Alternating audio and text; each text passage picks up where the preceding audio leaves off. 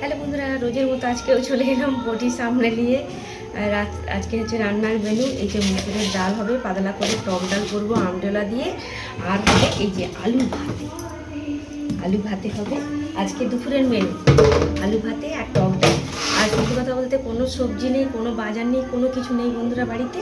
আর এখানেই দেখুন সোয়াবিনটা ভিজিয়েছি, কেননা ছোটো ছেলে তো আলু ভাতে এটাতে খায় না। আর রাত্রের জন্য রুটি আর সোয়াবিনের তরকারি করব, তাই মানে এখন থেকে করে রেখে দেবো। ছোটো ছেলে খাবে সোয়াবিন, আর রাত্রে রুটি দিয়ে খাবে ওরা সবাই। আর আমি আর আপনাদের দাদাভাই জল ঢালা ভাত খাই প্রত্যেক দিন। আর বাবা দেখা যাক, বাবা ডাল রুটি খেয়ে নেবে। যাই হোক, আজকের মেনু ডাল আলু ভাতে। কারা কারা খেতে ভালোবাসেন টক ডাল আলু ভাতে প্লিজ আমাকে কমেন্ট করে জানাবেন। আর আমাদের এখানে যে মাইক চলছে, পাশের বাড়িতে কালী পুজো, বিভিন্ন রকমের পুজো হয়, জানি না, নেমন্তন্ন করেনি, পাশে আমাদের বাড়ির পাশে।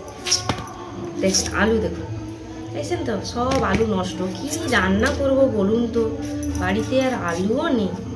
এটাও নষ্ট হলে আর মানে দুপুরবেলা আর ভাত জুটবে নি পেটে, মানে কিচ্ছু দিয়ে নেই, শুধু মনে ডাল দিয়ে ভাত খেতে হবে। যাই হোক বন্ধুরা, এখন এই যে আলুটা ছাড়িনি, ভাতটা এখনো বসাইনি। ভাত আর ডাল দুদিকে বসিয়ে দেবো।